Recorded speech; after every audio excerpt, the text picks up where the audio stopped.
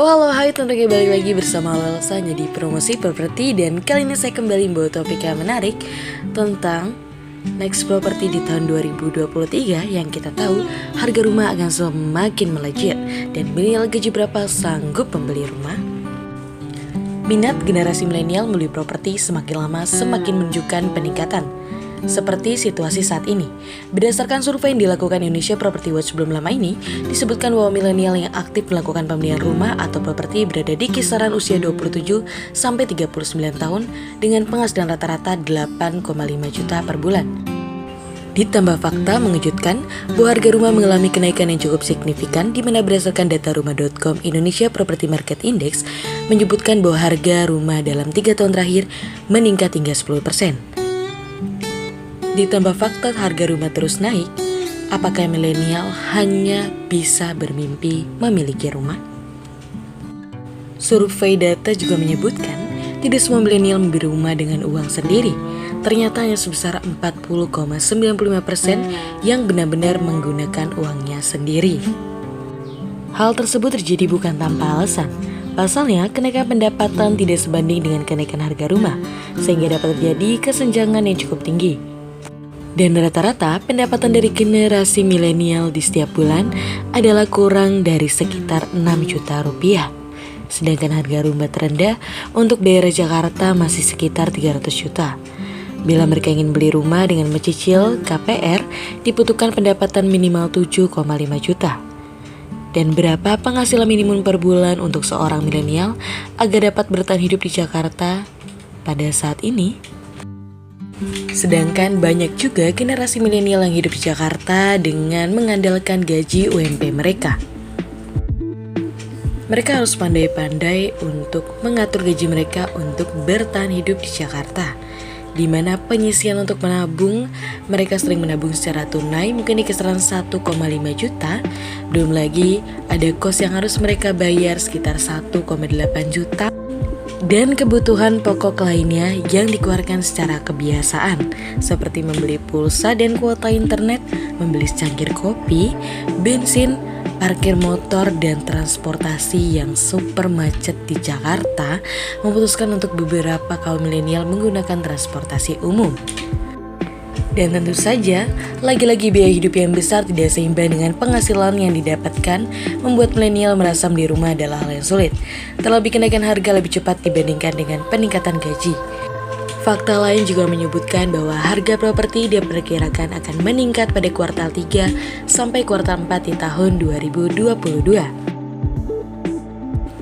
Penyebab kenaikan properti juga dipicu dengan kenaikan bahan bangunan 8 sampai 10%, disebabkan oleh perang Rusia dan Ukraina hingga memicu harga energi yang membuat nilai produksi bahan bangunan semakin naik. Kemudian ada insentif pajak pertambahan nilai ditanggung pemerintah atau PPN-DTP juga menjadi salah satu penyebab kenaikan harga properti. Dan faktor terakhir adalah adanya ancaman kenaikan suku bunga akibat resesi global yang memicu bank sentral di banyak negara menaikkan suku bunga tersebut, tak terkecuali Bank Indonesia.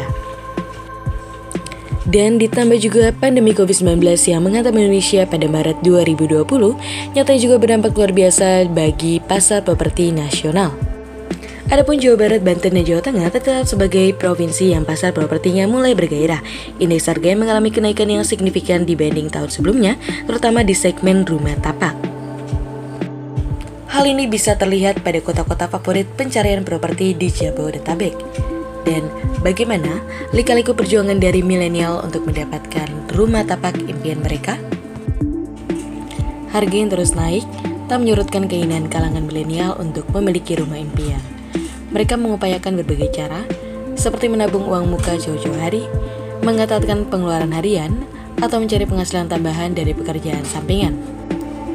Dan pemukiman di kawasan pinggiran pun menjadi incaran mereka yang tak sanggup menyicil rumah di pusat kota. Rumah pribadi bagi milenial bukanlah hal yang mustahil. Milenial perlu menggunakan mindset bahwa rumah adalah kebutuhan primer. Maka itu mereka harus menyisihkan penghasilan demi tabungan masa depan untuk membeli rumah sesuai dengan keinginan mereka. Dan mereka juga harus berhadapan dengan fakta di depan mata atau di tahun depan, di tahun 2023 yang selalu diprediksi bisa kian mahal. Prediksi ini bukan tanpa alasan sebab pada tahun 2012 sampai 2013 lalu terjadi fenomena boom komoditi. Dan salah satu faktor yang membuat harga properti melambung adalah inflasi, di mana permintaan yang tinggi terhadap suatu barang atau jasa, peningkatan biaya produksi, bertambahnya uang yang berada di masyarakat, dan kekacauan ekonomi dan politik. Di sisi lain, semakin strategis lokasi tanah atau lahan, maka semakin tinggi pula harga jualnya.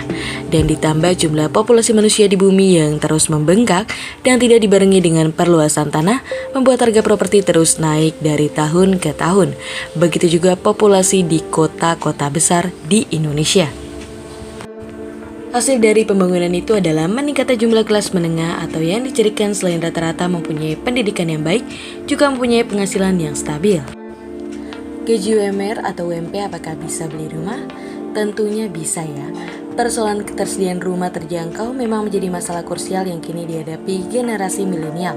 Karena itu, pemerintah terus merumuskan skema KPR bersubsidi yang semakin menyasar kemampuan, daya beli, dan kebutuhan generasi milenial.